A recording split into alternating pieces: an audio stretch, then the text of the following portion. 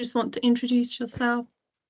Yeah, hi everyone. For those of you who don't know me, my name is Kate and I deliver the Ever Active programme for Get Berkshire Active alongside our other instructors, Hayley, Sammy and Juliet.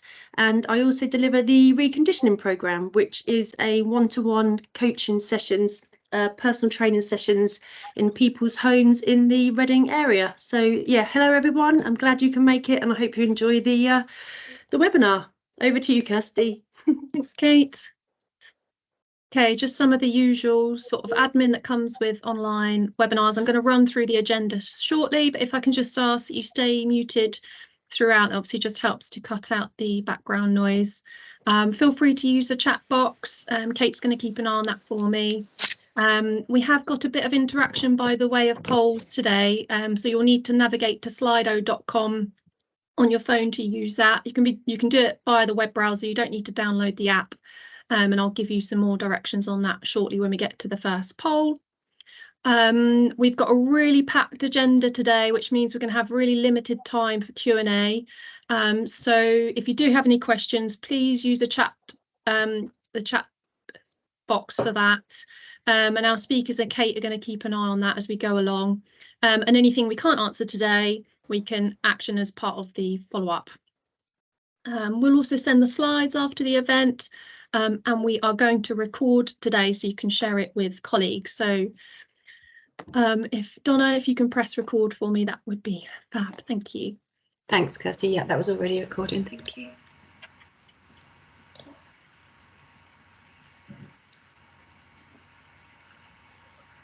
Okay, before I provide some more details on our agenda today, I just wanted to provide a short introduction to Get Berkshire Active. So if you've not met us before, welcome. We are the active partnership for Berkshire, one of 43 nationally. And in short, we seek to harness the power of physical activity in sport, tackle inequalities and transform lives and communities. We are absolutely about working collaboratively with local partners. We work in a whole systems approach, identifying and dismantling barriers that prevent individuals and communities from being more active.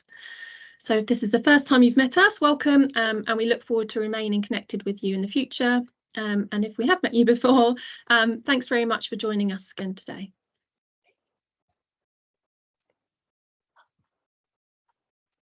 I thought it might be useful to provide an overview of our Live Longer Better journey so far.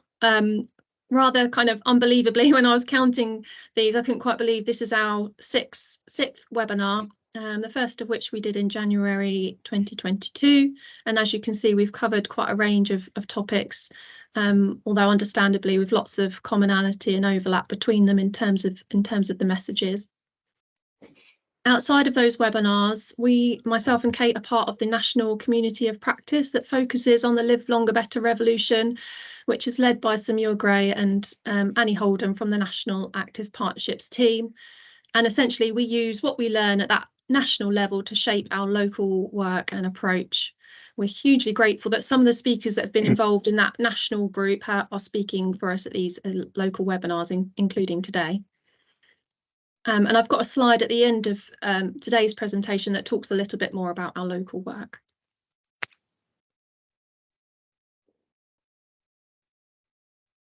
I also wanted to highlight a couple of successes that we've had off the back of our frailty webinar.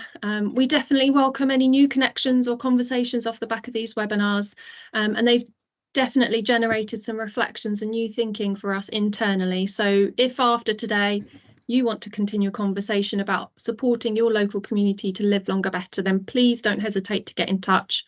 And similarly, we'd also love to hear about anything you've done differently or explored locally. I'm in the middle of a meeting at the moment.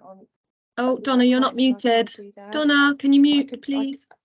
Donna. In a couple of hours, I could. Can someone mute Donna, please? Thanks. Sorry, Kirsty, sorry, I was muted. I could hear myself. Oh, sorry. I crazy. It was already. Sorry, Donna. Okay, don't worry. Thank you. And like I was saying, so we'd love to hear. No. I'll do that. Sorry, I've got to go, but I'll send it to you. Thank you. Bye. We'd also love to hear about anything you've done or locally since you've attended our webinars, because we'd really like to capture some of those examples, even if it's simply sharing the slides from previous webinars. Just let us know via the chat. So since the last webinar, we've delivered training to a couple of cohorts. One of those was specifically for those working in Wokingham, and we've also done a couple of sessions for a variety of roles and organisations, including Royal Berkshire Hospital, Adult Social Care and social prescribers. And we've got a session coming up this week for colleagues working for Optalis.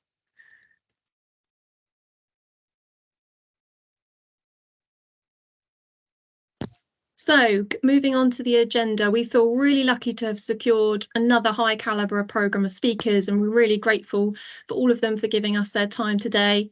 We're going to be starting off with Samuel Gray, a director of the Optimal Ageing Programme, and we've had the pleasure of learning so much from Muir, who's been a key leading part of the Live Longer Better revolution since it started in 2021.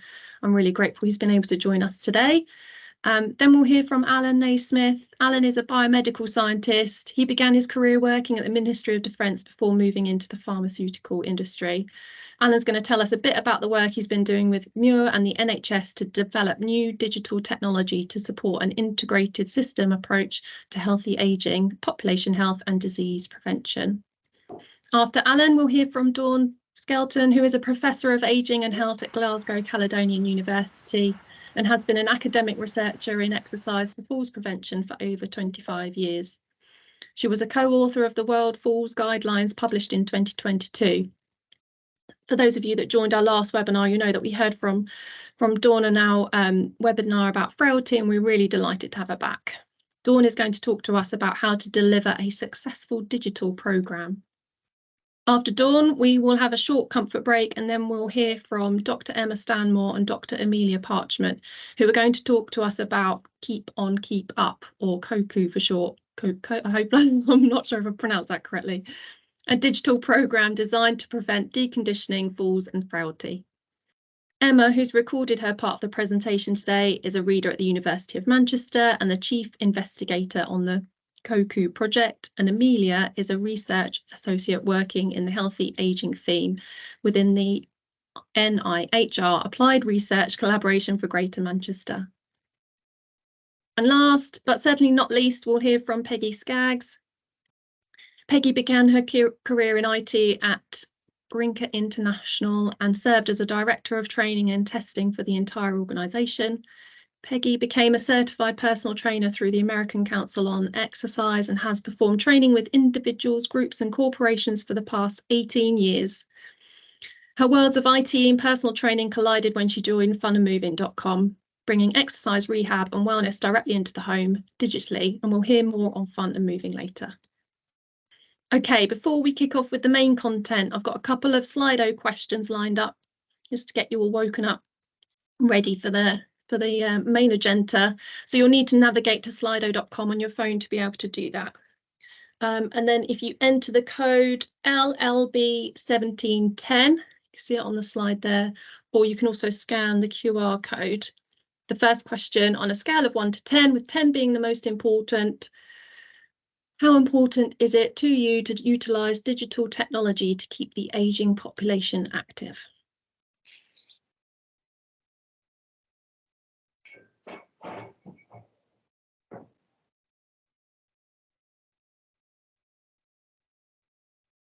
Brilliant. People in already. Well done, everybody.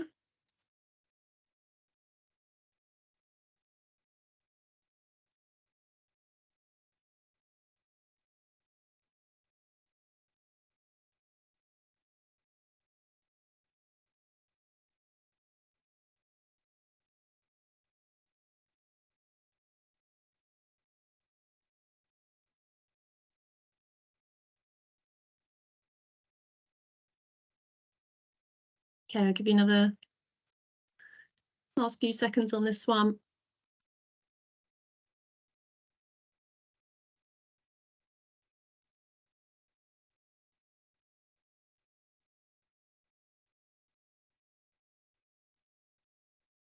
Okay, moving on.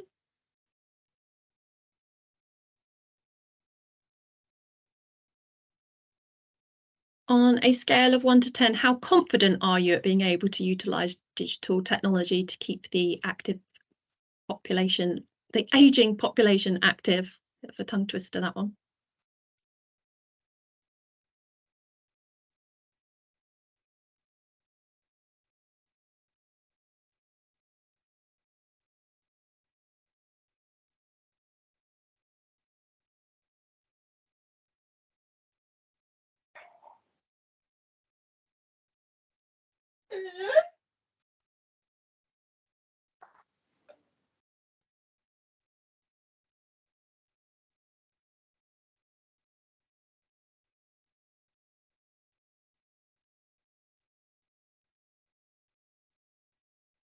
Okay, last few seconds on this one.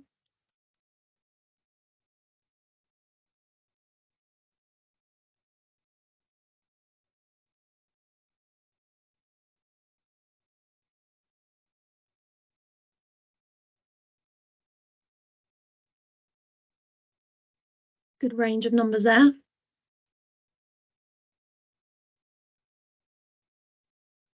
Okay, I can see that's slowed, so I'll move on. That's the first two polls, and we are now on to Muir. Are you there, Muir?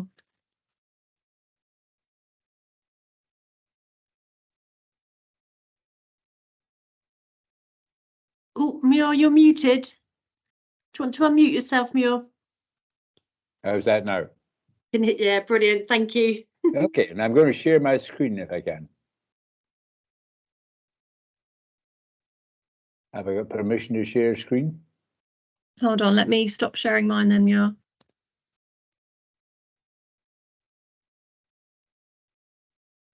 So great to be here and great to learn from Berkshire. You're a really good team. You know, you're doing very good things. So Have you shared, Muir? Nope. Okay. It's not giving me the chance. Hang on. Can you make me a host? Yeah, hold on.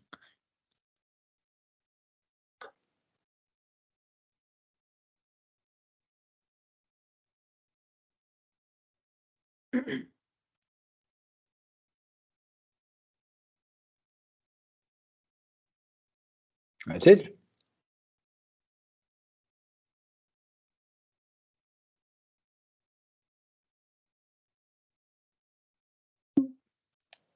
How's that?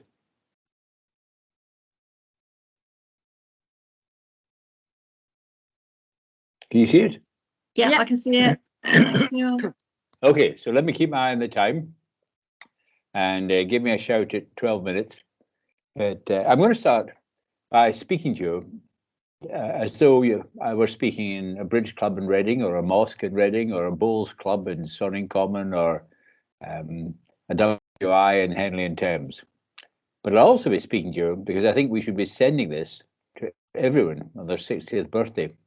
And because we haven't done it before, the 70th birthday and the 80th birthday. So I'm thinking now, and this is with the help of Alan, looking at the idea of reaching people digitally. And we know that only about 3/4 are online. But our policy is that if we really focus on helping people who are online, people like this, people in this meeting, then the NHS can concentrate on those who are not online. Instead of calling people like me into the health centre and showing me a copy of the Saga food guide, the nurse is not making the best use of her time. She needs to focus on the people who are not online. But we're focusing on online, and one benefit of that is that it helps the NHS and social care deal with those who are not online. So let me start off in the Bridge Club or the Bowls Club or the Mosque. Ladies and gentlemen, there are two phases in life: a phase of growth and development, a turning point, and then it's downhill all the way.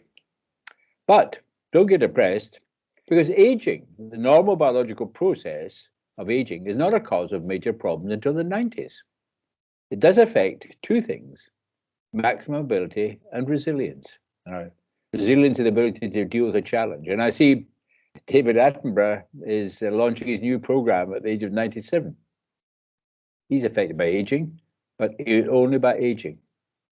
And aging reduces resilience, our ability to cope with challenges like a trip or stumble.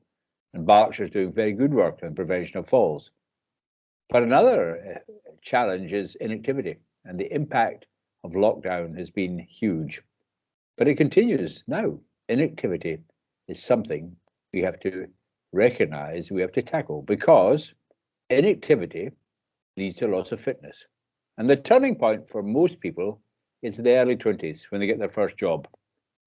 And it's not a lifestyle issue, it's an environmental issue. We live in an environment in which the genes we've inherited from hundreds of generations of running about without much food are precisely the wrong genes to have in an environment in which we're sitting all the time and there are calories everywhere you turn. So what happens is a fitness gap opens up as we live longer. And I've spent 50 years sitting at desks or sitting in front of a computer like this, and that's not uncommon. Women are more active than men, of course, but even women spend a large amount of their time, and the amount of energy involved in housework has decreased massively since my mother's day, and a good thing too. Now, what do we mean by fitness? Fitness is the maximum level of ability and your ability to respond to a challenge, resilience. And that's why the medical profession has confused aging and loss of fitness until very, very recently. And here's an example of the modern lifestyle. If you look here, you can see a car park, a computer, a desk, and he's having his lunch at his desk. At least he's having a bit of greenery there if you look carefully. But that is the environment in which people live and which we're not evolved to deal with. The good news is that at any age, we could narrow the fitness gap. So loss of fitness is the first factor that affects us as we live longer, other than aging, and that can be reversed at any age. The second factor is disease.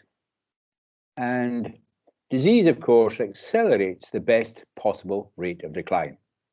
I had a myocardial infarction 11 years ago and lost a chunk of heart muscle. So I'm going down more quickly than before I had a heart attack. So it's aging plus disease. But what we see here is the fitness gap gets wider faster after the onset of disease. We lose fitness more quickly. And that is primarily due to attitudes of other people, because the evidence is that at any age, no matter how many conditions you've got, we can close the fitness gap. And this will keep you above what I call the line. And the line is the point below which you can't get the toilet in time. So aging, loss of fitness, disease, and we now know that the evidence is very strong about the benefits of exercise for people of all ages. And the third process that affects us as we live longer is a social process, ageism, and for too many people, deprivation. So what are we going to say to people? What am I saying to you in the Bridge Club or the Bowls Club? Well, every year you need to do even more. Another minute of walking, another 30 seconds of your daily dozen floor exercises for strength, suppleness, and skill. And every diagnosis you get, you do even more. I can also say to you, do even more for other people. Even more for other people, and strengthen your sense of purpose. Because we now know that you can reduce your risk of dementia by about a third. Keep your brain tissue healthy, keep your arteries healthy, just like the heart, and increase engagement, positivity. And it may be we should be getting every older person who's doing exercise in Berkshire to support the Berkshire, Oxfordshire, and Buckinghamshire Wildlife Trust. Give people a purpose. The older people of Sonning Common would love to raise more money than the older people of Henley, both of whom dislike one another. We need more competition as well as social purpose. So what is our aim? Now let's come back to speak to you as decision makers. Firstly, is to increase health span.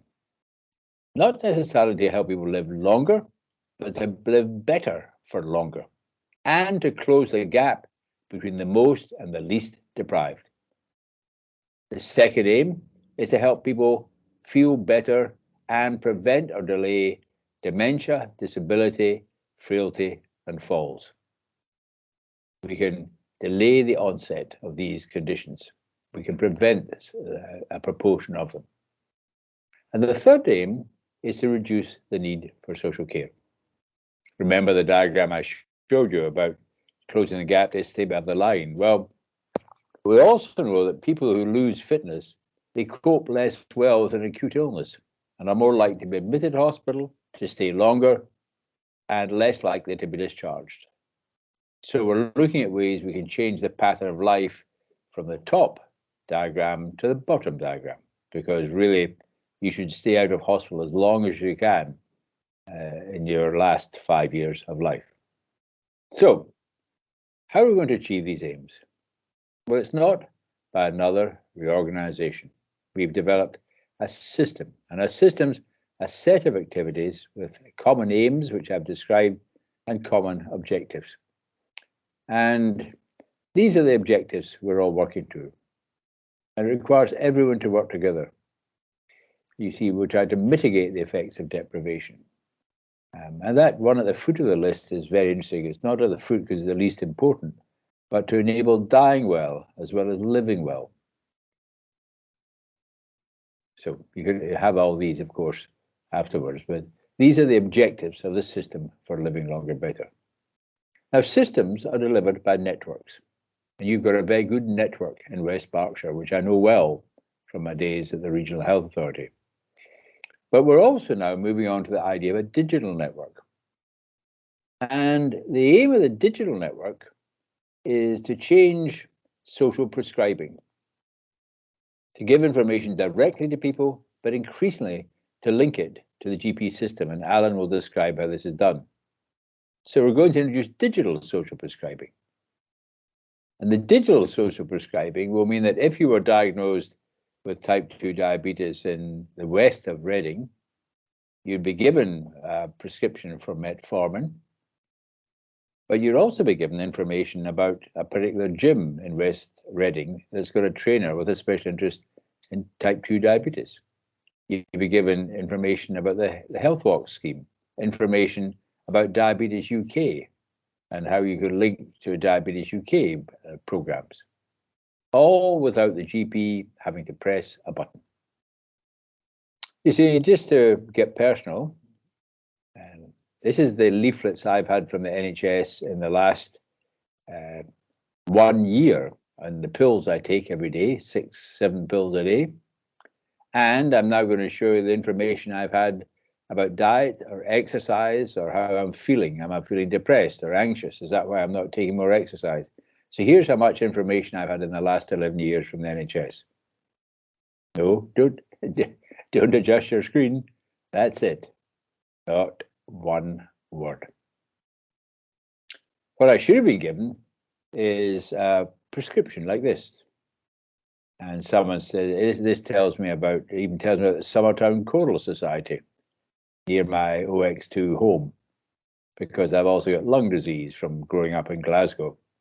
So why do I consider joining the Choral Society? There's Health Walks, there's a British Heart Foundation, a number of different services that are available for me.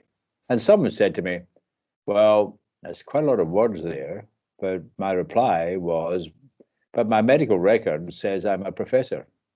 And Alan Naismith's scheme could identify that. Maybe I should have been given references. This is what we have to do. And we can link people to a number of different services, for example, to a service called Goldster. We'd like to pilot this in Berkshire, and it's an assessment, and it offers a lot of interventions, classes and courses. XA is for those who've got an iPhone or like using a wearable, and increasingly numbers of people in their 60s and 70s are using wearables. And there's a learning program from Learning with Experts. These can all be made available. But the most important thing is to change the culture, and that's the role of the network. And here's our learning program. And I reckon in West Berkshire, there's probably about 500 people need to think in a different way.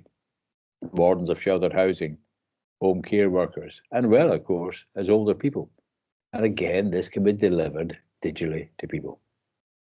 So to finish, here's what's happening to us as we live longer. Here's what we have to do. We have to change things to live longer, better. And it's up to us. So today's a great meeting, very important meeting. And I'd emphasize again, we know how many people there are who are not yet online, and it's great what Age UK is doing to tackle digital exclusion, but that's changing fast. And we need to think of ways in which we can engage people in their 60s, 70s, 80s, and 90s, not just to do more for them, but to enable them to do more for one another. Because one of the principles of modern thinking on education is that people may learn more from other learners than they do from the lecturer or the teacher. So enough from me, and now I'd pass on to Alan. Thanks very much, Muir. Alan, if you stop sharing, Muir, then I'll reshare my presentation. Thank you very much. I've hit the button anyway. Yeah, that's perfect. Thank you. And it leads on beautifully to what Alan is going to be talking to us about as well. Bear with me, Alan. I'll just in the right mode.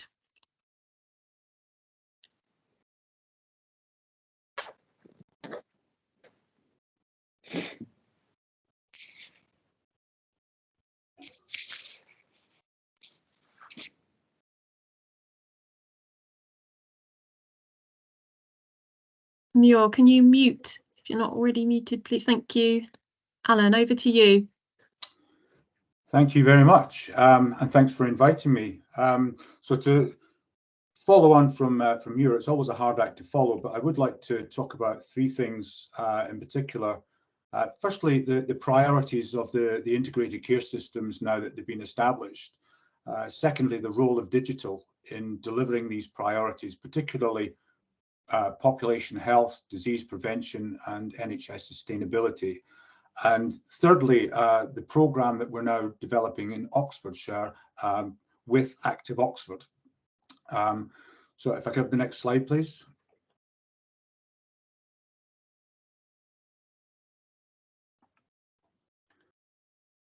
So over the last 100 years, we've seen a series of health revolutions. There's been improvements in public health with modern sanitation, cleaner air, and better housing. Then massive advances in diagnostics and treatment that enables us to actually cure disease. And this century has seen the personalization of healthcare, where individuals are supported with knowledge and technology in the body, on the body, around the body. And we're now entering a fourth revolution, where the modern environmental determinants of poor health can be addressed. Things like loneliness and lack of friends, a lack of activity and exercise, the lack of a sense of purpose, the sort of things that Muir was talking about, the lack of access to green spaces, and the shockingly bad diet that so many people rely on. Next slide.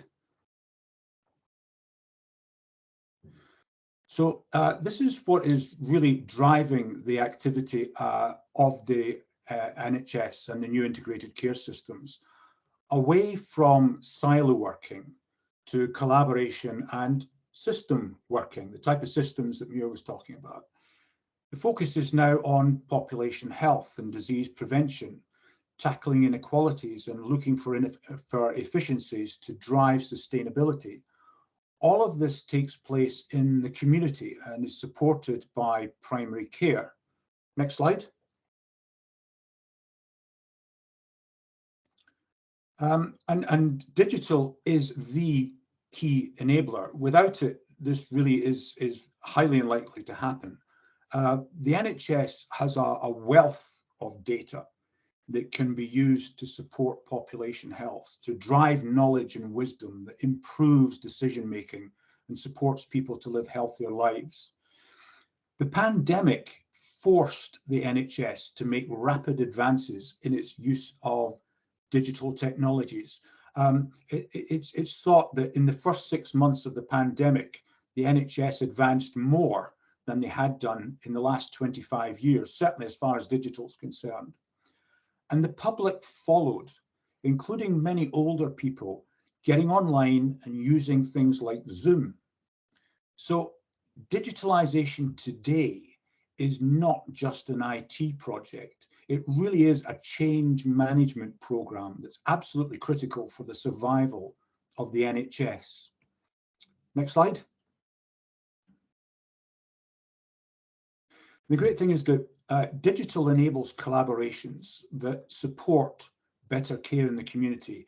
It enables primary care networks to extend their reach out into the communities that they serve, to segment the population, identify people at risk or who have disease, and target support that drives prevention, harnessing the resources that are available from local community groups, businesses, and charities.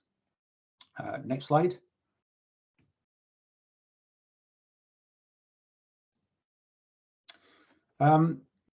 Now, moving to a model for prevention is absolutely key, and it's a major priority for the NHS now. Prevention is better than cure, and it's a damn sight cheaper as well. Long-term conditions are killing the NHS. Half of all appointments and 70% of hospital beds are taken by people with long-term conditions. 70% of every health and social care pound spent is spent on people with long-term conditions, and an estimated 70% of that money is spent dealing with avoidable complications. So that's half of what the NHS is spending. So the emphasis now is on primary prevention, keeping people well, and secondary prevention, catching people at an early stage of disease and preventing them from getting worse, or even better, getting them into remission. And this now includes health checks for everyone over the age of 40. But this is adding to primary care workload. It's finding more patients and feeding them into an already overstretched system. As such, it has the potential to make things worse for GPs and the NHS, and finally make the system fall over. Next slide.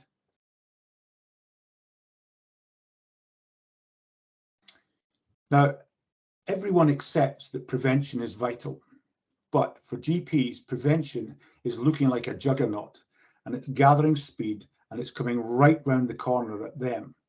So what can we do? Next slide.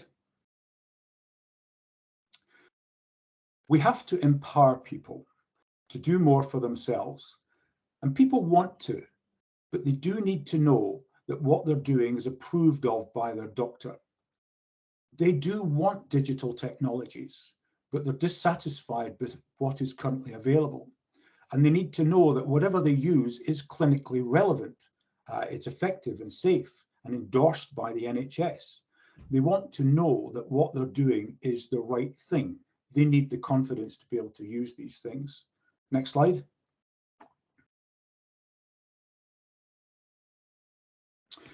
And this is where our technology comes in, where the Wellness Interactive Support Hub, or WISH, is now being developed for use in Oxfordshire. WISH is a health media platform, a social media platform, designed to be driven by the individual user's own NHS data. So it's a data-driven support platform for patients and the public, enabling citizens to become fully engaged in their own health and well-being, supported by community resources. Next slide. Now, this concept was first described by NHS England a few years ago as a single universal point of access that uses the patient's NHS number as the unique identifier and the individual's own NHS data to surround patients and citizens with personalised information, local services and technologies that help them to better manage their health and well-being. What the NHS were looking for was a digital health service fit for the 21st century. Next slide. And the NHS also wants everyone to have an NHS login and to use it to access a wide range of NHS technologies. As a consequence of the pandemic, nearly 40 million people across the country now have an NHS login. It's used to access the NHS app and a wide range of NHS services. And Wish can be accessed this way because it's been approved by NHS Digital and it's now integrated with NHS login as well. Next slide. So this is a kind of schematic of what it is, what the system looks like. When people log in, they're automatically connected to their own GP practice, which means that everything can be personalized and linked to their own locality. The system puts the primary care network right at the heart of the community they serve, enabling health professionals and link workers to reach out to target populations and steer them to community-based support opportunities to be more active. The system also houses a library of information, services and technologies, the list or wish list, that can be targeted automatically at the right people or even accessed directly by people who are looking for variation. The key thing here, as Muir pointed out, is to be able to support people on the basis of those individuals and their knowledge, their ability, their education, their desire for specific types of information and support. Next slide, please. So just like any other social media platform, whether it's Twitter or Facebook, users receive targeted information and support via their feed. Next slide. They can follow and engage with their practice, their primary care network, and relevant local and national providers. Next slide. And providers can proactively target segmented populations with information, online support, and invitations to engage with local community-based groups. So, for example, Age UK can target older people or those recorded as having a degree of frailty. We can be very specific about the populations that we're reaching out to and providing that support to. Next slide. So our aim is to empower citizens, people, by developing a single, coherent, integrated care system-wide strategy for citizen engagement and citizen-facing digital services that's led by and has been co-designed with health professionals, citizens and patients. We can support self-service pathways such as self-triage, self-referral, condition management, advice and guidance. We can support the integrated care system and the primary care networks to use data and analytics to redesign care pathways and promote well-being, prevention and independence. And it's all supported by innovations and collaborations with academia, medical colleges, industry, and many other partners. Next slide. Now, this technology was piloted and validated in London during the pandemic, where we focused on older people. We demonstrated that we could educate, motivate and support older people to get more active and to change their behaviour, leading to physical and mental reconditioning and improvements in health and well-being. The response and feedback was absolutely fantastic as people learned more about ageing and felt empowered to do more for themselves, and as they engaged with local activity providers. Next slide.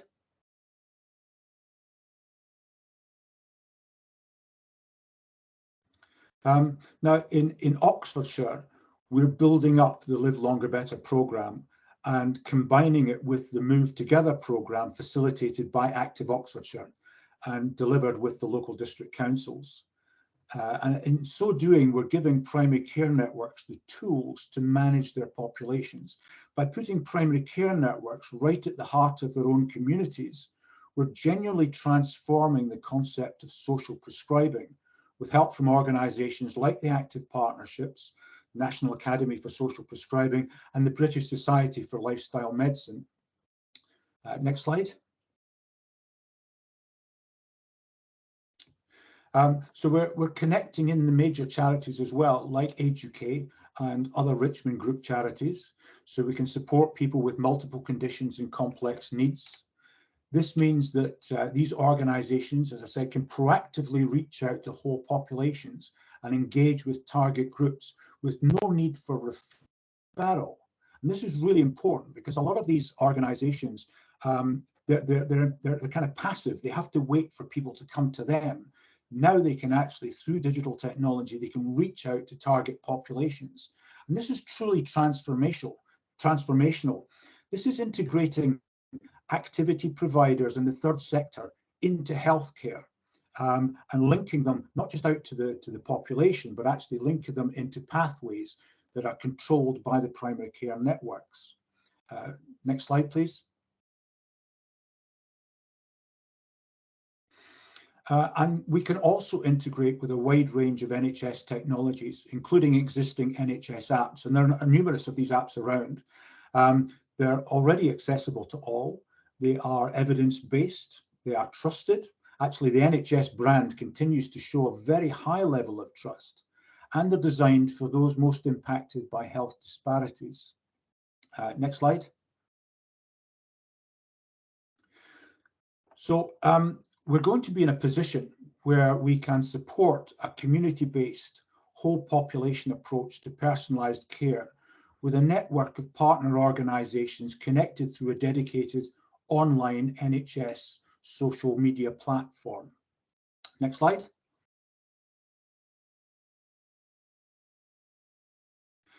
And this basically means that we and our partners can expand the programme at pace and at scale right across the country. And we hope to be doing this from the summer next year. And we have the support at the highest levels of the NHS to do this. So thanks very much for listening, and I'm glad to answer any questions. Thanks very much, Alan. I was so engrossed in the presentation, I nearly forgot to change slides a couple of times. Yeah, really interesting. I was kind of blown away by a couple of the stats you mentioned on that sort of NHS prevention slides around long-term conditions. Yeah, really interesting. My colleagues tell me there's a few questions in the chat box. We've got a couple of minutes sort of spare if we want to answer them now. Kate, are you able to sort of facilitate that, pick out some of the questions, or Alan, if you're happy to see? I don't know how easy it is. I can't see the chat box, you see, so. Oh, right. So yeah, a couple of questions there. So how do we go about getting our services added to the wish list? Well, actually, this would be done through your local NHS organisation. So at the moment, we're working with Bob Integrated Care Board in Oxfordshire. But the aim ultimately will then be to roll it out across Berkshire West and also Oxfordshire as well. So we're looking to develop this very widely. We put the PCNs in control, but certainly with many organisations, it will be about partnering up with your local NHS organisation, either at ICB level or at place-based level, or indeed at PCN level.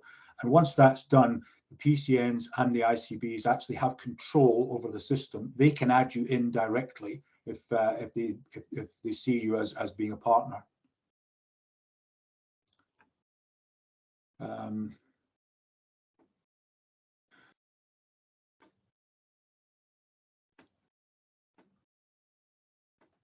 So I think if I can't see any other specific questions. Okay, thanks, Alan. I think Thank you. I think Go there's on. a few questions just because obviously we have people joining us today from all corners of the UK, and I think people are wondering, will it be available sort of nationwide in the future? Is that what the aim is?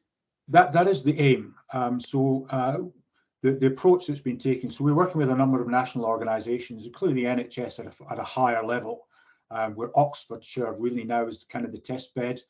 The plan is, let's work this up, validate it, prove the concept in Oxfordshire, and then look at ways in which we can roll it out. And the active partnerships are a key partner organisation for us. So I've been working with Annie and Muir for a long time on this, and I think it becomes a tool that can be supported by the active partnerships. And if we look at the programme that's been developed up around Active Oxfordshire and the Move Together programme, if we can look at ways in which we replicate that with a lot of the innovations that other localities are developing, that's a good way of moving the whole thing forward. So yes, absolutely. The aim is to make this a national programme, and the NHS are very switched on it being able to do this. Thanks, Alan. Hi, Kirsty. I think we had some hands up. I can see at least one. Doesn't appear to have a name. Oh, hi, that's me. Is it okay if I jump in? Hello. Sorry, I don't know why I had some trouble logging on, so I logged on for the third time and it's probably taken my name away. Hi, everyone. I'm Sally from Westport. I just had a question, Alan. We've got a lot of local platforms which don't have all the bells and whistles that you do, but they do that end user bit in terms of it's got a list of services that people can refer to, but they're only as good as people uploading current information. And as groups start and stop, people lose trust in the system. So I just wondered how you might get around that. Yes, so the aim is to keep the system as dynamic as possible. So working with the councils, all of the different elements of the integrated care system, working with the councils, district and county councils, working with the primary care networks. So some of the PCNs can be very, very well informed about what's available locally. What we seek to do is to be able to give local organisations the ability to be able to interact with the local primary care networks and get their systems in their businesses, their opportunities, their activities included onto the system. So everything is then validated and controlled by the NHS at a local level. Just like to say that what Alan's done is astonishing. It's astonishing in its complexity and its simplicity. We often say that knowledge is the enemy of disease, knowledge and learning. And all of you need to see yourself as knowledge managers. You may be managing buildings or maybe managing people, but it's knowledge. And one of the things that Alan and I have surprised by, but not really surprised, but if you go into anywhere, Barsetshire to make up a county, there'll be an NHS database, or there'll be an active Barsetshire database, or there'll be an Age UK Barsetshire database, and there'll be a social prescribing database. And the clever thing about Alan's resource is that all these things have been brought together. So we're all in the knowledge management business, and it's knowledge that is the enemy of the problems that we previously blamed on aging and the aging process. And just to encourage you, 50 years ago I was told old people will never use the telephone when we tried to set up a telephone weekend service. So we know everyone's not online, but the older people are not in a way the challenge. The challenge is getting all the organizations you're working with to think about not just the people they see face to face, but all the people in Berkshire, what was it, 150,000, 180,000 over 60? Start to think in that way. So we see this, I see this, what Alan's done is an astonishingly important bit of work. Super. Thank you, Muir. Thank you, Alan. I'm going to move us on. I'm just conscious of time. And we are on to Dawn next. Thank you. So I'm going to talk to you, next slide please, about designing or delivering a successful digital programme. Got just 10 minutes, so I'm just going to put sort of headline stuff in there for you to think about. Essentially, there are both pros and cons to online exercise delivery, and I'll hopefully raise some thoughts with you on that. There's various different methods. So you can just have videos that you watch, you can have one-to-one online, you can have groups online. There's a variety of different methods that you can consider, and they might have different uses or benefits to different people. As yet, there is almost no evidence for effectiveness for online delivery in terms of randomized controlled trials or any big studies, but that doesn't mean I'm suggesting we don't do it. I'm just reminding you that currently there's not an evidence base there. And I'd like you at the end of this just reflect on whether your involvement in online delivery is safe, effective, and meeting the needs of the participants. Next slide, please. So the pandemic brought, as we heard, a huge growth of things online to support people being active. Some was good, some was not so good. It's a lot out there, and I guess that's one of the questions I would have to Alan is, what is the likelihood of good stuff being online available to people rather than the not so good stuff. Most of it on there is fine if you are relatively active already or relatively fit already. But if there's frailty or you're a faller, then perhaps most of what's online isn't very good. And I'll explain why as I go on. Next slide, please.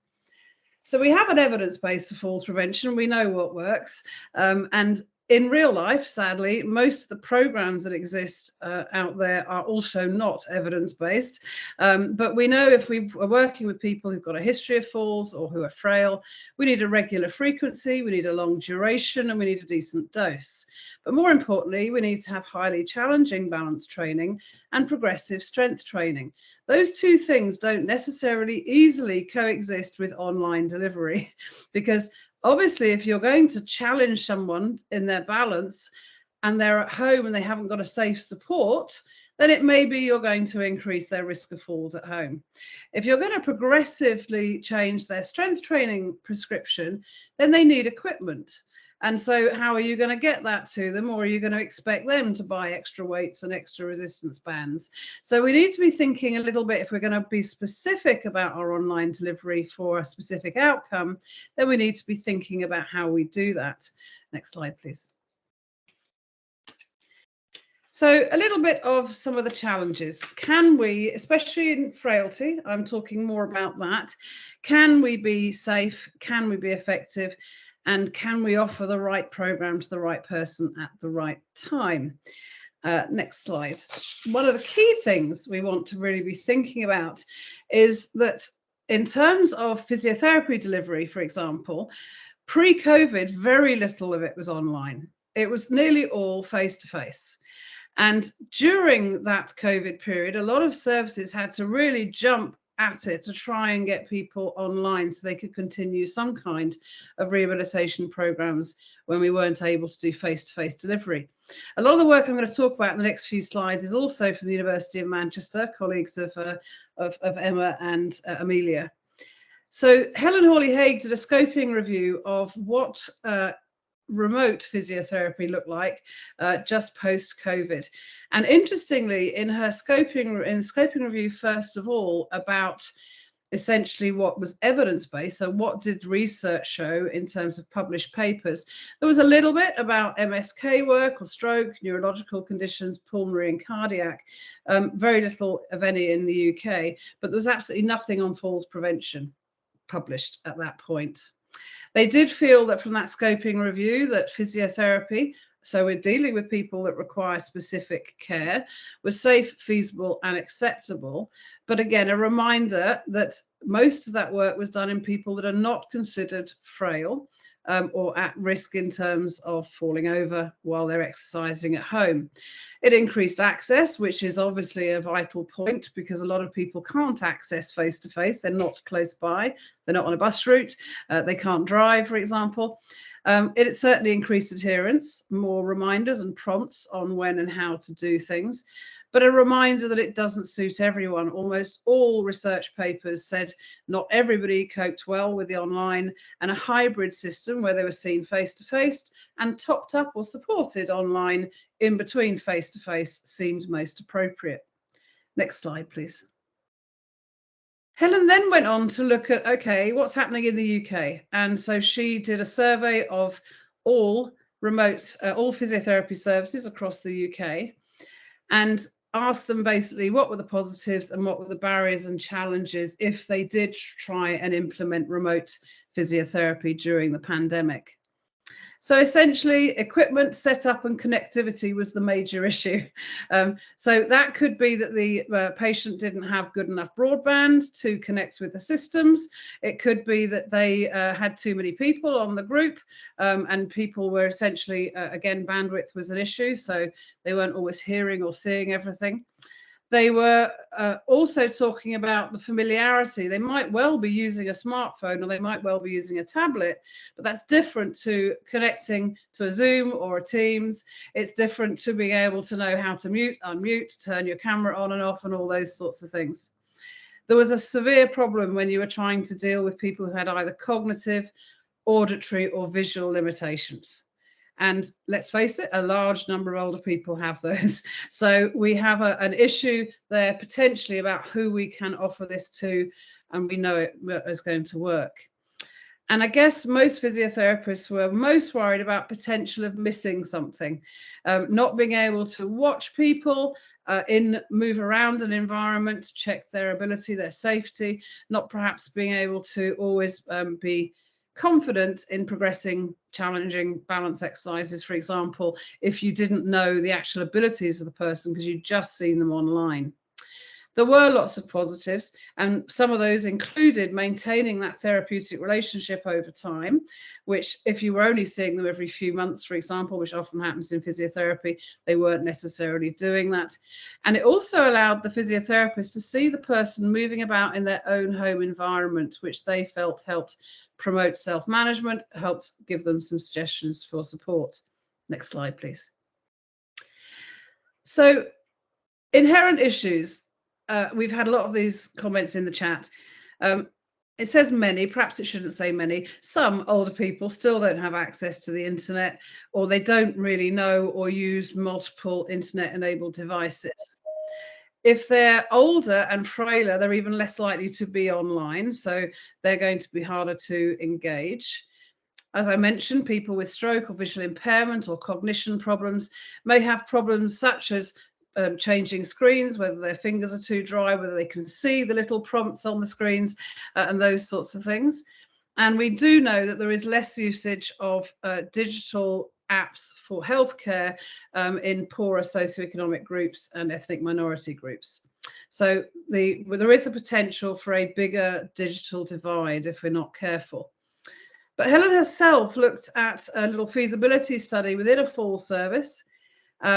Only 7 patients in that full service were able to get online, which was a small proportion of the full service, but it was acceptable to patients and the health professionals. There were again issues with the reliability of the equipment and the view and positioning, so they could actually see the person exercising, for example. And group-based, so when you had multiple people on a screen, was even worse because everybody was very small, including the instructor, the physiotherapist, and nobody liked that at all. Next slide. So I'm not going to spend any time on this slide. There is a link there which you'll be able to get from the slides after the presentation. If you're interested in various other issues to discuss how you might improve the online experience for a frailer older person, then please download some guidance that we produced during the COVID times. Next slide, please. And I guess some of the things to think about. We need to think about suitability. We need to think about contraindications if we're dealing with patients. Now, this may well be that they, for example, get dizzy on standing. It may well be that they have a drop in blood pressure when they increase exercise capacity. So I guess we have to think about things like that. We need to think about external support options if they're going to be exercising at home. A chair can easily tip over, whereas a solid table won't, for example. You need to think about whether it's going to be two-way, one-way, in other words, just someone looking at a video and not being able to interact with the instructor at all, whether it's one-to-one or small group. If we are thinking about evidence-based and it's looking at falls prevention, then we need to still individualize the prescription, even if it's in small groups. So how do we do that online? And we also want to be considering about that planning for progression. So equipment, getting the equipment out to them and those sorts of things. And the other things that we think will help are motivation strategies, just to support them in their action planning and goal setting. So diaries, phone calls, emails, and things which might still engage them. Next slide, please. So I guess really we want to, if you're looking, for example, at specifically programs for falls prevention or cardiac rehab, don't lose sight of the evidence base. So you want to keep as much fidelity as you can to the particular program. If you're going to provide them with instructions to support, do think about things like large font so they can read it. Make sure that you've done practice runs of the technology, that you are able to look at their technique and correct it if necessary, and perhaps even have somebody else in the house if there's frailty involved. Think about how all of the delivery has education at its core, because you want them to continue beyond whatever it is the program is that you are offering. And we want to consider if we're doing small groups online, we want to have similar capabilities. In other words, you don't want someone who's seated and requires chair-based exercise along with somebody that requires quite challenging standing balance work, because that's really going to be very difficult online and not in the room with them. Next slide, please. If you're going to use a video library, please think about a variety of things. We know that people get bored very easily, and if something's too easy, they stop doing it. If it's too hard, they stop doing it. So we need to have choice. We need them to be able to look through and pick one which is, they feel, most suitable for them. You could consider having personas where you might be able to give some, this is a sort of person, these are the sort of videos we might offer this sort of person with these abilities. We want to be thinking about continuity and repetition. Because one of the things that's very obvious is if you just send 3 or 4 videos for someone to look at within 2 to 3 weeks, they would have progressed past that if you're looking at them getting fitter over time. And also a reminder of things such as being able to read the text if there's information given about exercise technique. Not everybody has English as a first language, and not everybody has good hearing. So you might be wanting to think about subtitles and things like that. Next slide. And also, as you'll hear about after the break, perhaps also think about other digital solutions beyond an exercise video or an exercise online class. I'm not going to go into this too much because we are going to hear from Emma and after the break. But I think one of the key things is there are some really good apps out there for exercise for frailer older adults that are evidence-based, such as Keep On, Keep Up and the Targo Exercise Program and Nimble.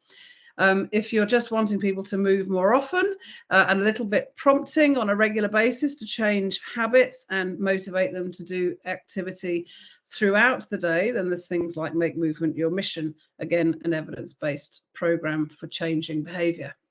Last slide. So just a couple of things to remind you, there is a huge potential for online exercise provision.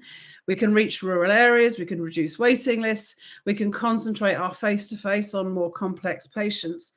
But please, we need to be thinking about the best way to support people. And sometimes a blended approach where you see them face-to-face in between, perhaps every few months, just to make sure that their technique's right, that they're engaged, to get that social aspect going, a bit of group cohesion, or at least give them the chance to do that. And we want to be thinking about evaluating the outcomes on this if we're introducing new services, particularly if they are services introduced to remove more perhaps considered expensive face-to-face services. We may not get the same outcomes. We need to think about Wi-Fi connection. We need to think about who and where and why they're doing it and whether they need some support. And we need to think about safety as well as potential efficacy. And that's my message. Thank you very much. Thank you very much, Dawn. Another very thought-provoking presentation. Lots to think about there and some really, really helpful tips as well. So we're going to have a really short comfort break now for the next before we hear from Emma and Millie. So if I can urge you to be back for 10 minutes past 2, that would be great. Thank you.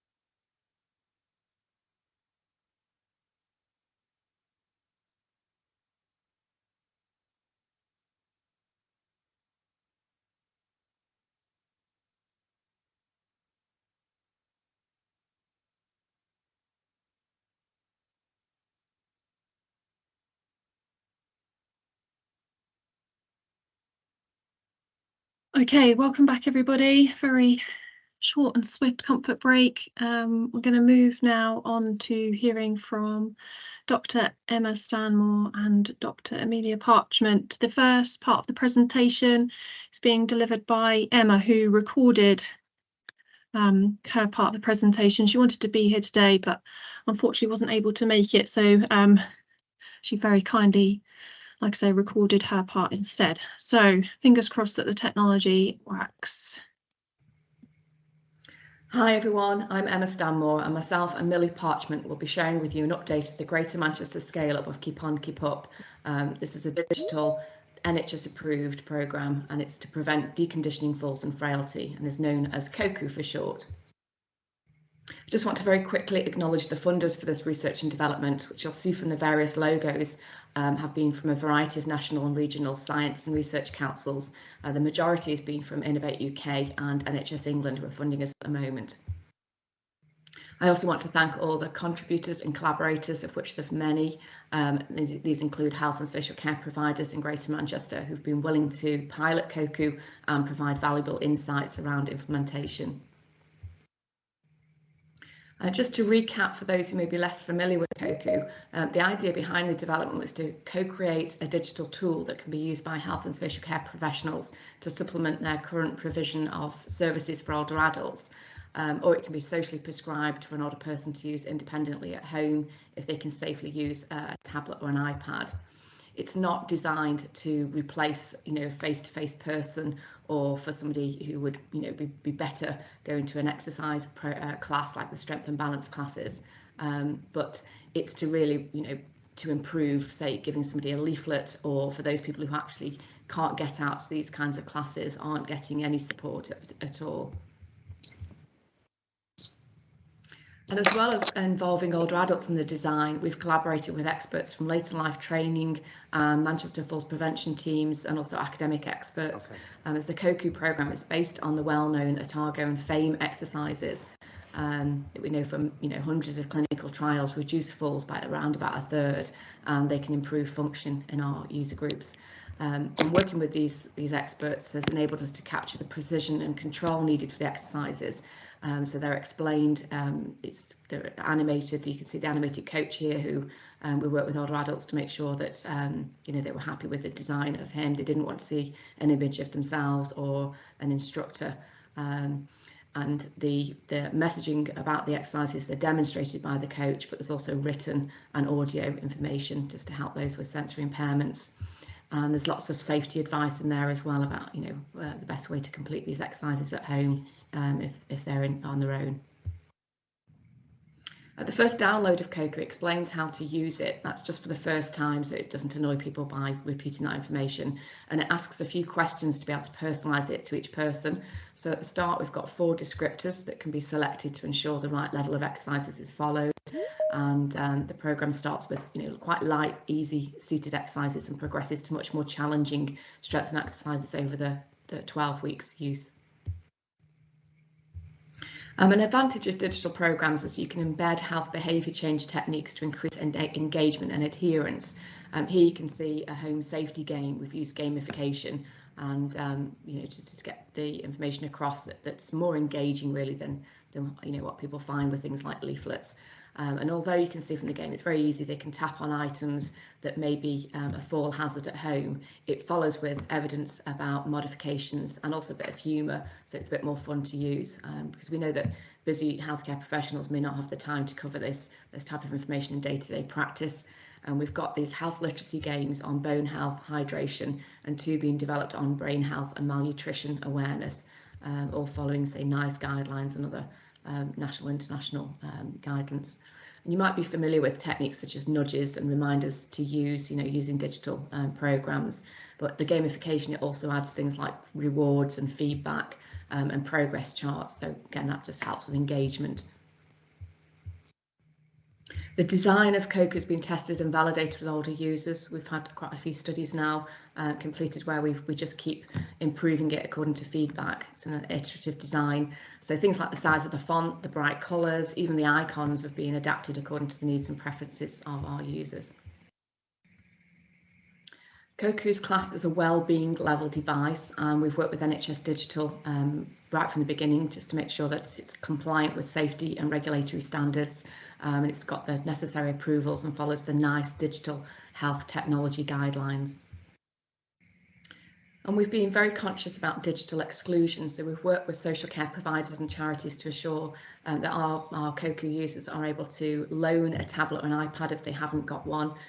We've developed it in Android and iOS and made it available online and offline, so they don't need Wi-Fi once it's downloaded.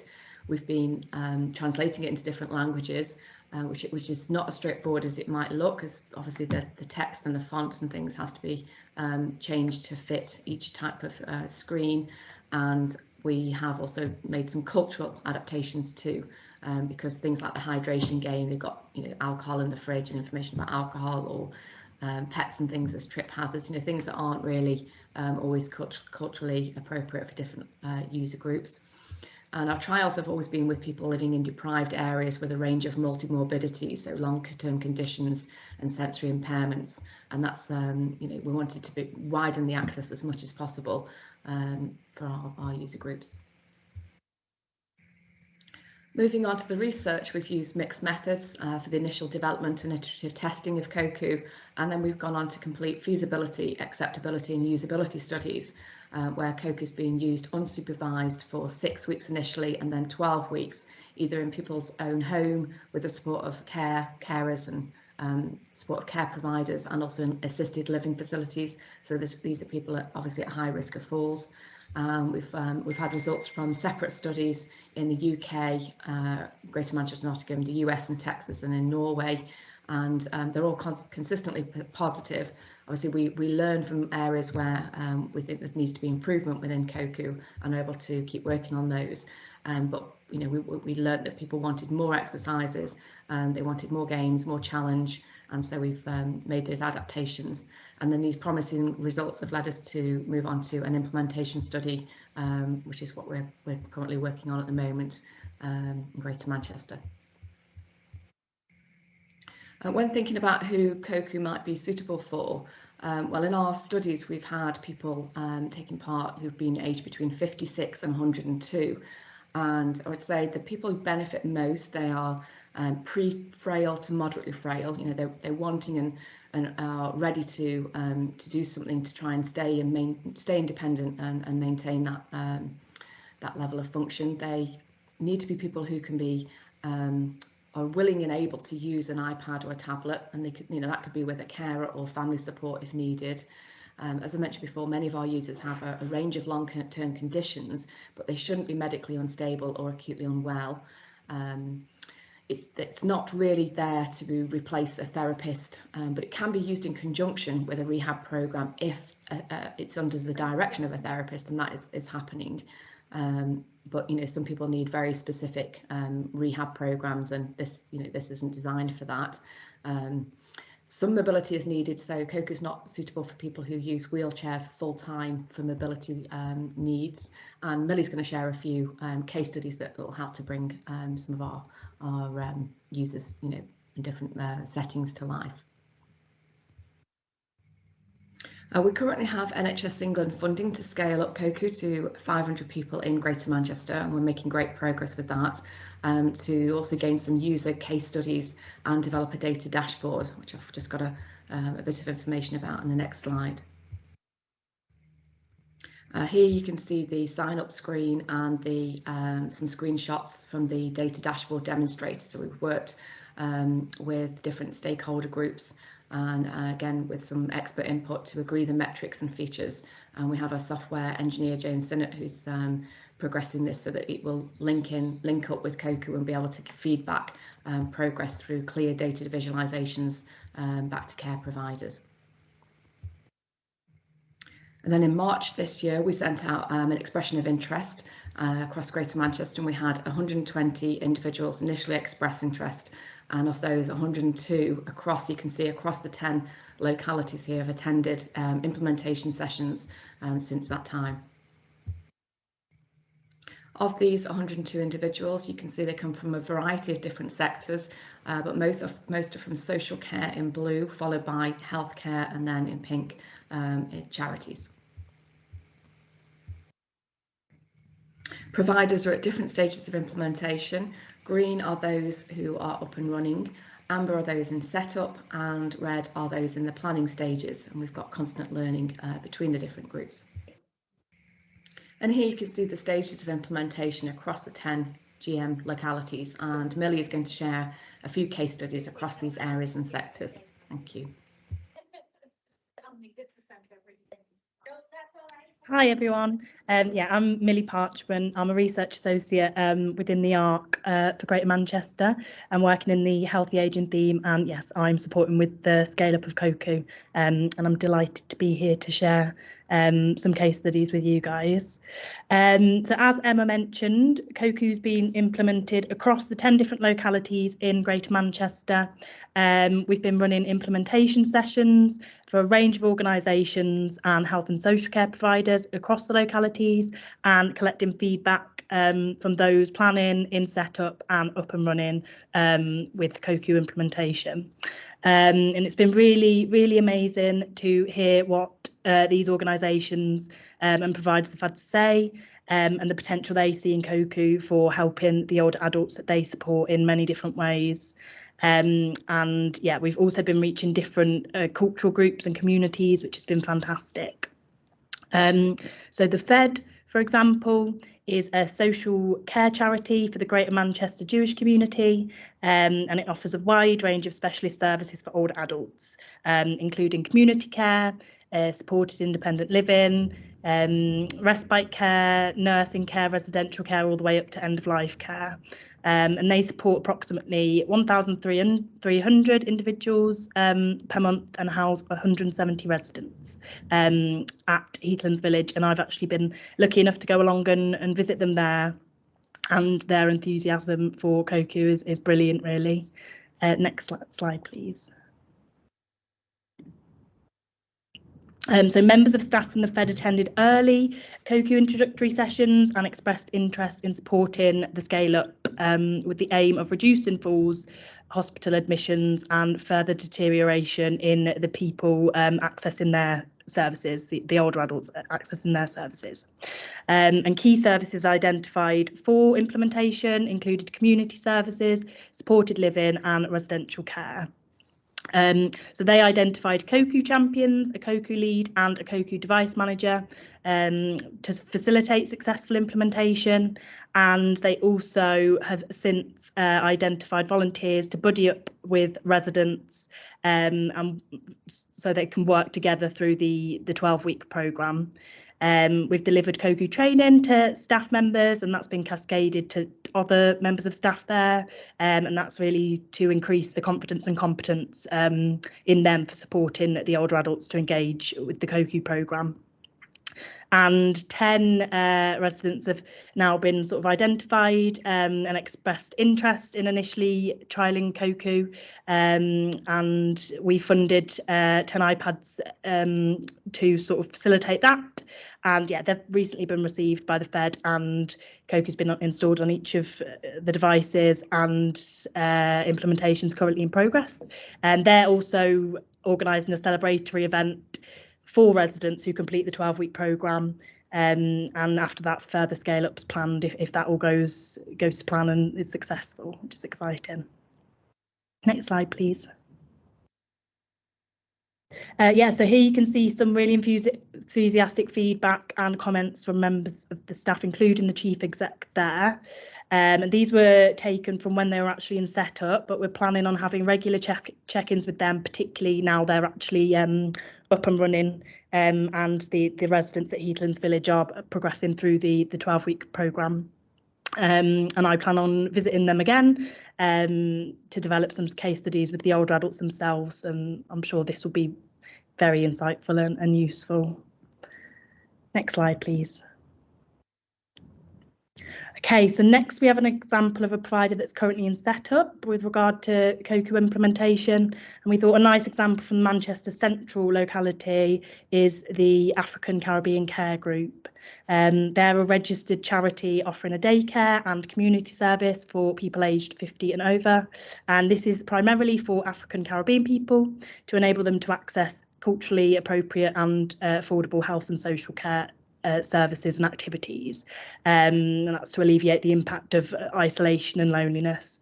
So they support people with increasing high level of needs, enabling them to maintain social connections and contact within the community. And they again offer a range of services. Next slide, please. So the Chief Exec and Operations Manager at the ACCG attended initial COCU introductory and implementation sessions to learn and discuss how they could integrate COCU into the services they offer to the older adults they support. And since then, they've identified a team of colleagues, including activity coordinators, digital champions and a service manager to champion COCU implementation, and they plan to launch COCU within their daycare services to promote strength and balance in the older adults that they work with from this month. And yeah, when we go to the next slide in a minute, you'll see that, but since had updates and that the launch was very successful. So yeah, they've also sort of requested support with funding for devices to help facilitate implementation. So yeah, we're in the process of organising funding for that, and they'll be starting with an initial pilot with a number of their service users who are at risk of falls. Next slide, please. So here again, some positive comments on their plans for implementation. And as you can see on the right, they did plan to launch COCU at their event for International Older People's Day. And they since provided an update to tell us that the launch was really positive, with more than 20 people independently downloading COCU onto their personal devices. And they actually are planning to hold COCU groups fitness sessions every Friday. So yeah, we can't wait to hear more about those. Next slide, please. And finally, we've got another nice example from a different locality, and that's Stockport, because they've actually got 3 different providers that are currently in setup with COCU implementation, and they're Age UK Stockport, Stockport Homes, and Viaduct Care. So yeah, Age UK Stockport, it's an independent local charity, and they work in the local community to support older people, their families and carers, and they offer a variety of services to help people live independently at home and in their communities. Stockport Homes manage the housing stock owned by Stockport Council, and their independent living services support older people, again, to stay independent for as long as possible, and they offer housing support, safety support, sheltered housing scheme support, and community activities for the older adults that they support within Stockport. And Viaduct Care is a not-for-profit GP federation owned by several GP practices across Stockport, and they offer a number of different services again that support the practices with the increasing demands that they have on them. Sorry, yes, please, next slide. So commissioners, members of digital inclusion teams and staff from the Age UK Stockport, Viaduct Care and Stockport Homes have been meeting regularly to discuss COCU rollout after initially, again, attending one of our COCU introductory sessions and then the implementation sessions that we've been running since. They've got a digital inclusion charity involved that have agreed to manage the devices that we've funded for them, and several COCU champions have been identified across the 3 providers, and those roles really aim to alleviate technology concerns and promote COCU and support older adults to engage with the programme. So devices, screen protectors and bumpers have been purchased, and they're now ready to go in Stockport. So yeah, Age UK plan to implement COCU across a number of services offered to older adults, and that includes their confidence walks and their discharge from hospital service. Stockport Homes plan to implement with the older adults accessing their independent living services, and Viaduct Care plan to implement with the older adults within their self-care and wellbeing support services, and also their social prescribing work. Next slide, please. So yeah, I'd like to say a massive thank you for listening, and yeah, I hope that gave you a bite-sized idea of what's going on with the scale-up of COCU in Greater Manchester currently. So yeah, as I mentioned, this is just a couple of examples from the different providers across the localities, but we do have a number up and running and in setup, and sort of also in planning in all 10 of the different localities. So I guess our next steps are to continue to support the different providers and charities with implementation, and learn from the different providers with regards to how best COCU can be implemented across the different settings. So yeah, please do get in touch if you want any more information or would like to find out more about COCU. And yeah, I'd just like to mention that although this project is focusing on Greater Manchester, it is available to people in all locations, and yeah, it's downloadable via the Apple App Store and the Google Play Store.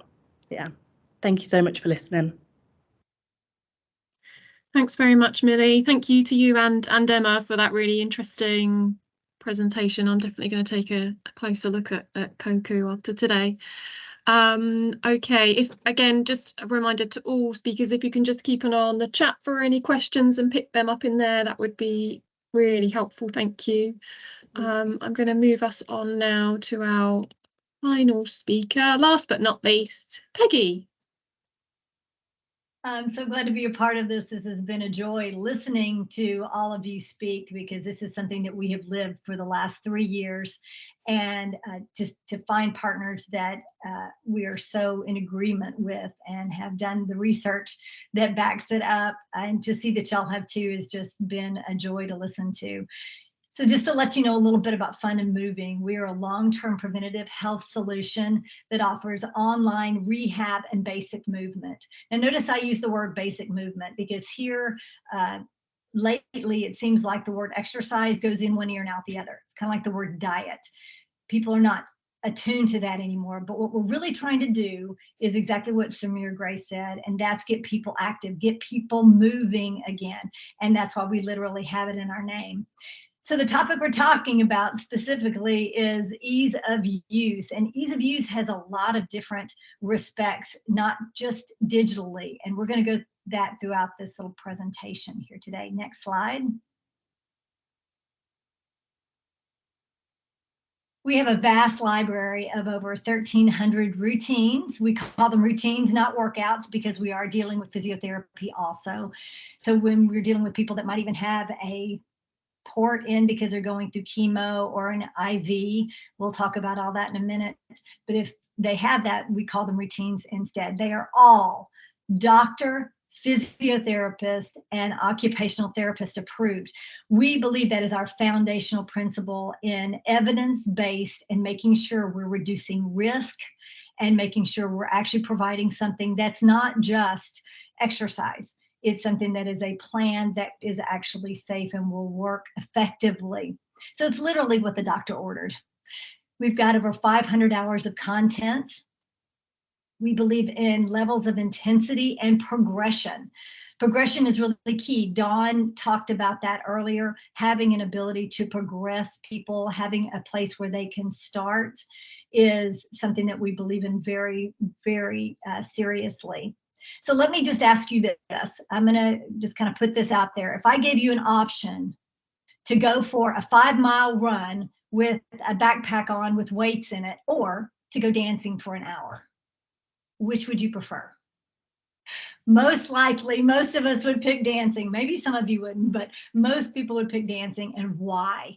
It's what it does mentally to the brain. The brain thinks one is exercise and one is something that's hard and arduous, like running. One is for fun, one is enjoyable, but they both physiologically do the same thing to the body, except the dancing doesn't break down the joints like running might. That low impact, everything that we do is low impact. So we start where everyone is, exactly where they are. So we have routines in bed, whether the person is prone only or whether they can also sit up. We've got routines that have to do with that. We have routines that are seated only, so we call them chair routines, seated and standing, and then we progress all the way to standing. So we're very much aware of people that have strength, stamina issues, balance issues. We have an adaptive series that we just started. Our own Susan Nguyen, who lost her arm in a tragic car accident 20 years ago. She lost her dominant arm, and she has done a series for us that's all about adapting to everyday life. What it's taken her 20 years to do, things that you don't necessarily learn in physiotherapy, things like zipping up a dress or your pants, or to be able to open a bottle, or to be able to open mail, how to plug in your phone, things that I'm even doing as demonstrations with 2 hands, how she's learned it to be able to shorten that learning curve for others. So the adoption can be from anyone who has lost the use of an arm, not just lost the arm, but say they've had a stroke and they can no longer use that arm, or they've had rotator cuff surgery or shoulder surgery, or their arm is in a cast and they temporarily can't. So whether it's temporary or lifelong, to be able to adapt quicker helps emotional also. So we're really fighting depression also, not in just the aged, but anyone who has an injury or illness or has had surgery, overcoming that. We're fighting depression because with inactivity, depression wants to roll in. So studies have shown getting active really makes a difference with that. Our rehab series is inclusive of knee replacement and hip replacements, and not just the first few weeks. We know that going to a physio is very important, but what do you do in the meantime? And what if you can't go to that visit?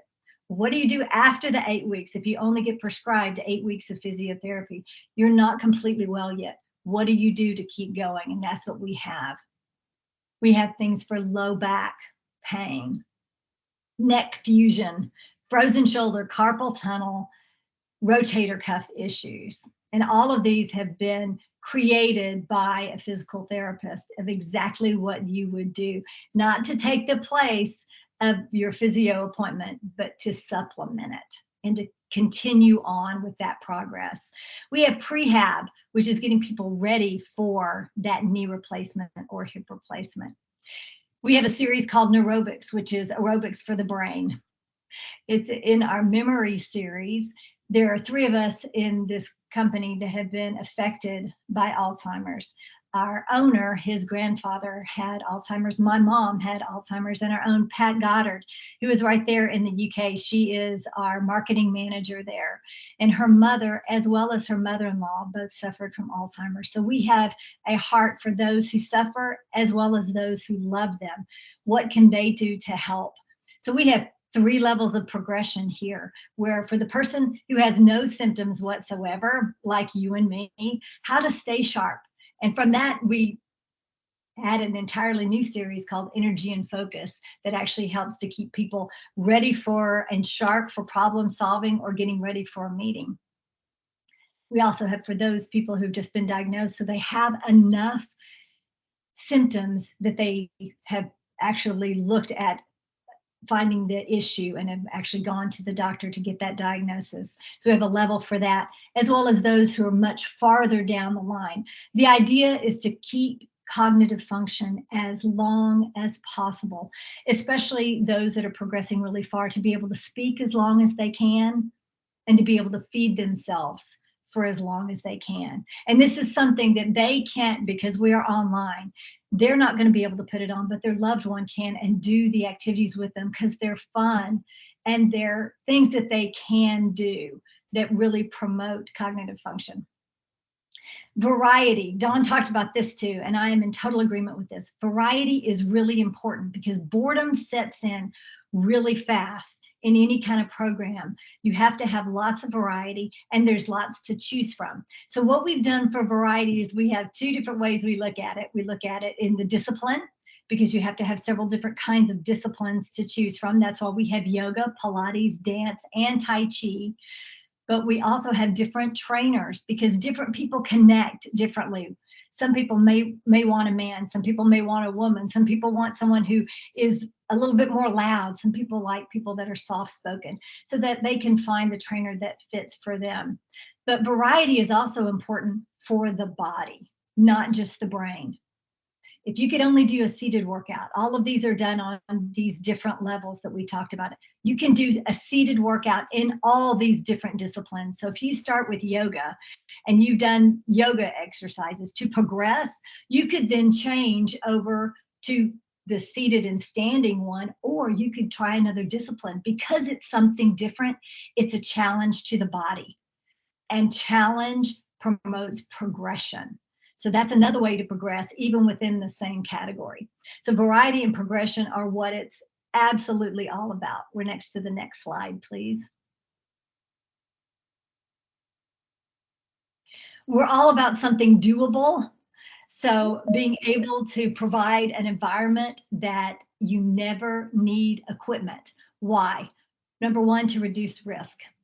You offer equipment, you're going to have an increased chance of risk of dropping the equipment or the equipment hurt. I've used bands before that actually snap and break. So because these are all on demand, we don't know if there's someone there or not. To lower the risk, no equipment is needed. That way also, there's no one thing people are dependent on. When you have a thing people are dependent on, if they don't have that thing with them, they think they can't be active and they can't do the workout. But instead, you always have your body with you, and all you need is your own body weight. And that's safe for functional movement also, because we're always using our body, and being able to get up and sit down with our own weight is the most important. The next thing that we adhere to is never getting down on the floor. We don't get down on the floor in any of our exercises. Number one, to reduce risk, because again, we don't know if they're alone or not.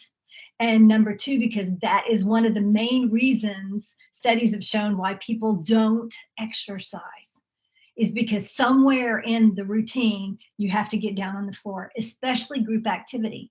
You go to a standing class, and sure enough, it comes to abs and they lie down to do abs. Or when it comes to the flexibility portion, they lie down on the ground. Well, if the person can't get down on the ground due to a hip or a knee or balance or strength problems, They may be able to get down, but they can't get back up. So they choose not to do it at all.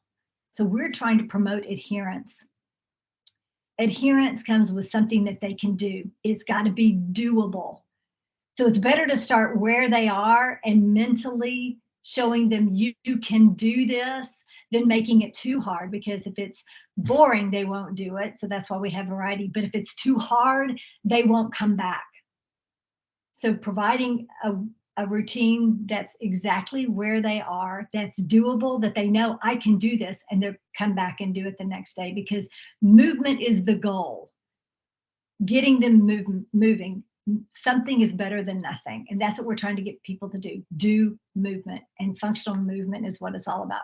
Removing barriers to entry. So that's why we don't have a thing to buy, that they can do it wherever they are, in their home, in whatever they're wearing. Access for all is what we're about also. And affordability is a part of ease of use. We're £8 a month. We have an annual fee of £88. That is very affordable for the thought that you could get a pizza one time and it would cost you more than what it would cost to get Fun and Moving for a month. That is because we are dedicated to getting this into as many people's hands as possible to get people active. Next slide, please. So our solution is meeting people right where they are. There is no such thing as one workout for all. I have watched so many videos that say they're beginner level videos for balance and fall. A beginner level video was a ball wall squat. So a stability ball with someone leaning against a stability ball. So that's already an unstable surface, and then doing a squat, adding motion to it with no one attending. That is dangerous. And that's not for everyone. That's for someone who doesn't have any balance issues, who's working up and getting stronger, unless they've got someone there making sure that they're doing it properly. So when we say we are truly a beginner, we are for the beginner, wherever they're at, whether they're in bed, then that's where we'll meet them, right there. Or if they need a chair, or a chair and standing. So that's why those progressions are so important, to meet them right where they are. Also, we originally started with our trainers with green screens behind them and these beautiful backgrounds, and it just is not organic to who we are. We want to have a place to meet people right where they are. That's what the digital world invites to us, is to be able to get into people right where they are, and to be able to provide a workout in our home. The trainer literally does it in their space. It's not a big space, showing the user, you can do this too. You can do it in your space also. So coming directly to them. All right, next slide.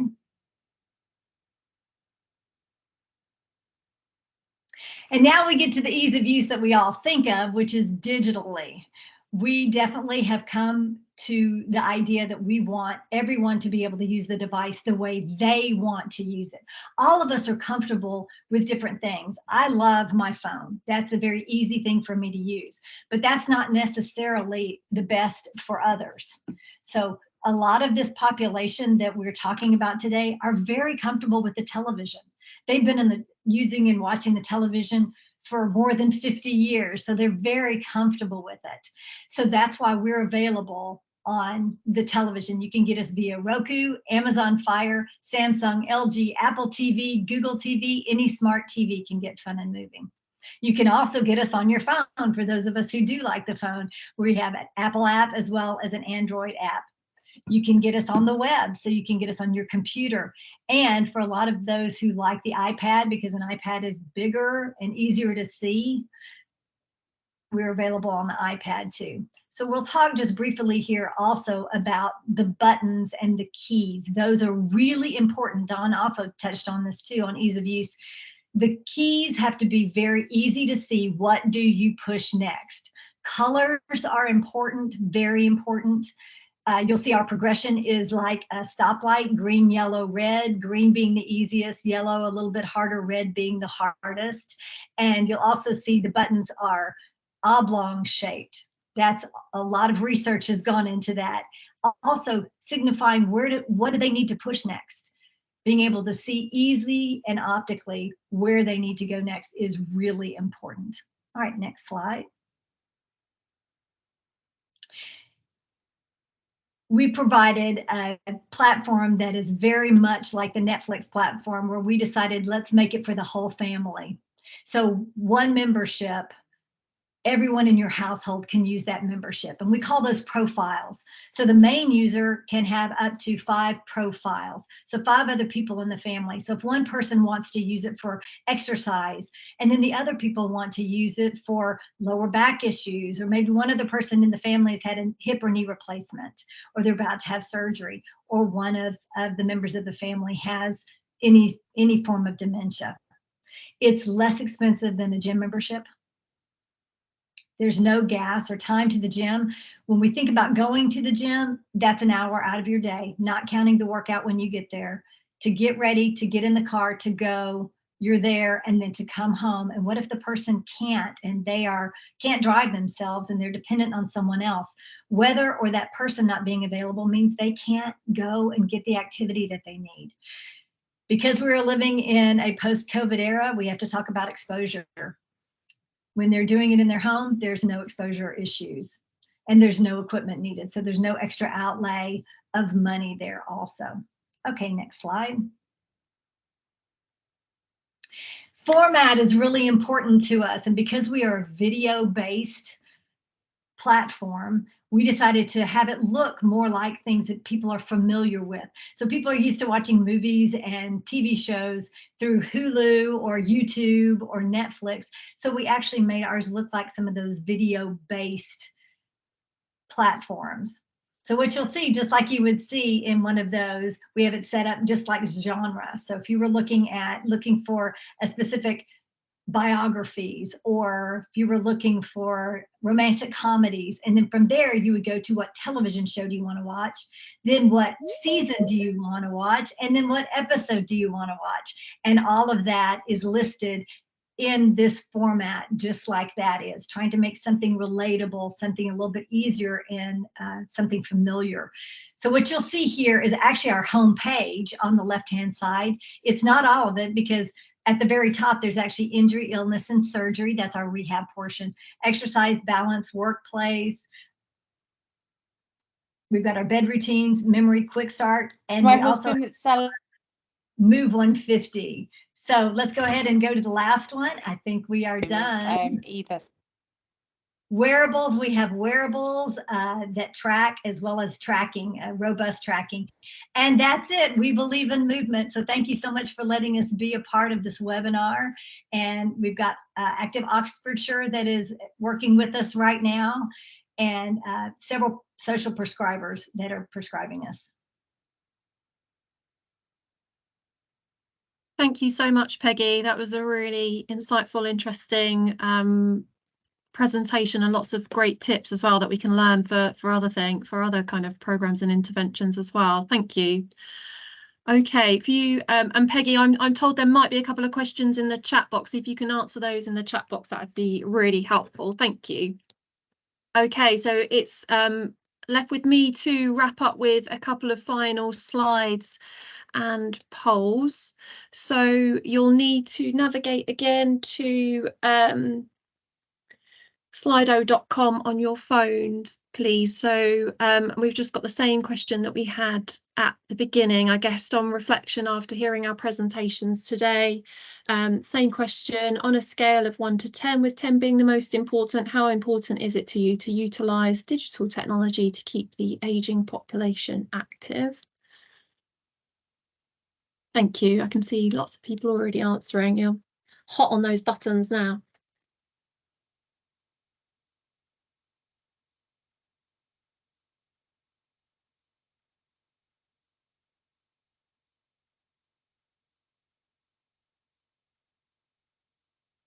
Okay, last few seconds on this one.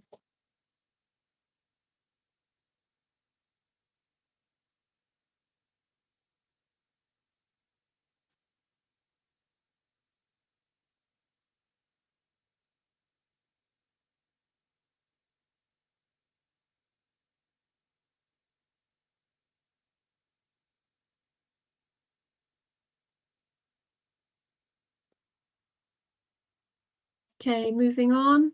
Next, the same question again. On a scale of 1 to 10, how confident are you at being able to utilise digital technology to keep the ageing population active?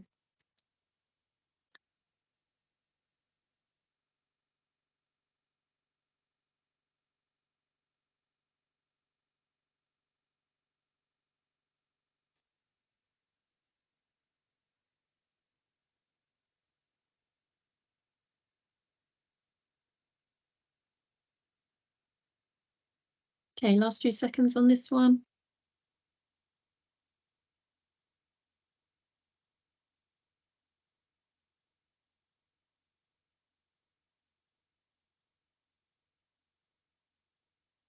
Okay, and moving on, we've got one final poll here just to pick your brains a little bit. So basically, what one or more thing will you do after today's webinar in terms of what you've heard today? What one thing will you do? Might just be having another look at the presentations or sharing those presentations with colleagues, having a closer look at some of the sort of interventions you've heard about. Brilliant, thank you. And as I said earlier on in the presentation, we definitely welcome any sort of follow-up conversations that you'd like to have, or hearing about things that you're doing outside of these webinars, or as a reason of the webinars.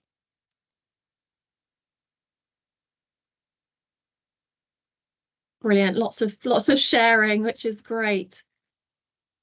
We want to help spread the word.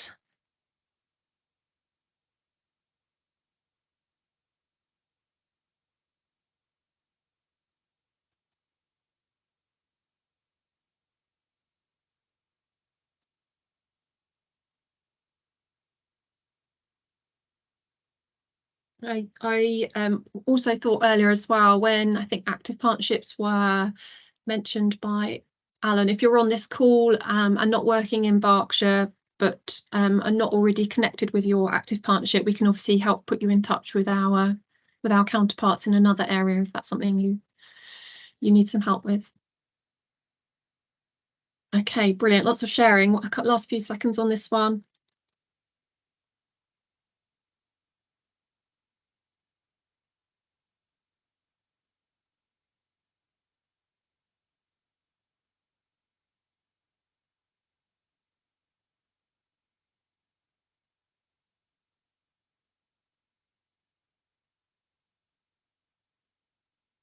Okay, I'm going to just finish with the last couple of slides. Firstly, I've put together a slide to summarise some of the work we're doing at Get Berkshire Active that's relevant to the Live Longer Better revolution that we'll obviously all hear about today. First one, top left-hand corner there, our public health funded Everactive programmes. They feature community-based wellbeing sessions with the delivery focused on the 4 S's: strength, stamina, suppleness and skill. The programmes aim to reduce social isolation and loneliness through movement. Our reconditioning programme currently only takes place in Reading, but we sense a real growing demand for a programme like this. This programme came about just as we were coming out of the final COVID lockdown, and it offers one-to-one support to older people within their homes. It's a person-centred programme which focuses on building strength and stamina and mobility so that individuals are able to work towards a goal or goals that they've set in the first sort of interaction that forms that programme. That could simply be about being able to get to the bottom of their garden, for example, or it might be about being able to access community-based provision. So it's a really good foundation for those looking to access local physical activity and wellbeing services. Our active medicine programme is focused on supporting our local workforce and seeks to improve conversation skills and confidence so that they are better equipped to talk about physical activity. The training is relevant to anyone in a resident-facing role, so you don't need to be a physical activity expert, and there are different options available depending on needs and time available for training. Our foolproof cards, and you can see a snapshot on the slide there, are printable from our website and focus on 6 key exercises. The idea is that you place them around the home and they offer a nudge to complete a simple exercise. We've built a page on our website that features information on Live Longer Better, and it's where you'll find today's presentation and all the presentations from all the previous webinars that we've mentioned. And Kate and I are going to take a bit of time to reflect after hearing all of today's wonderful speakers, and we'll have a think about how we can integrate some of what we've heard today onto that hub as well. And finally, we recently had our first Berkshire-wide social prescribing network meeting, and I suspect a lot of the conversations we will have there will align with areas of focus and learning from our Live Longer Better work. So if social prescribing features within your role and you've not already heard about that particular network, then please don't hesitate to drop me a line. And finally, Rachel, if you're ready, hopefully, and prepped, could you pop the link in for the feedback form? We really welcome feedback. It helps us to shape these webinars, so you can either click on the link or scan the QR code there. But other than that, it just leaves me to say thank you very much for giving us your time today. Thank you so much to our speakers, all really interesting, thought-provoking presentations, and stay connected. Thank you very much.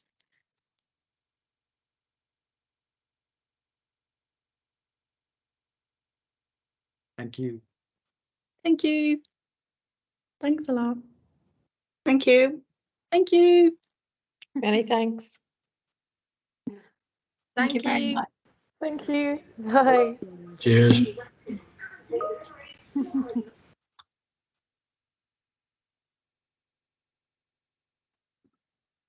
Bye.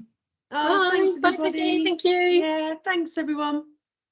It's good. Thank you. Thank you. Thank Thanks, you. everybody. Thank you.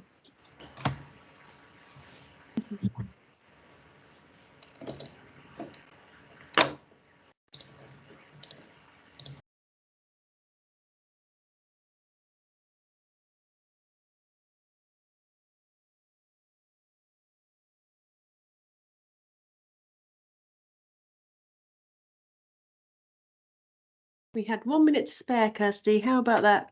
And there's 3 o'clock.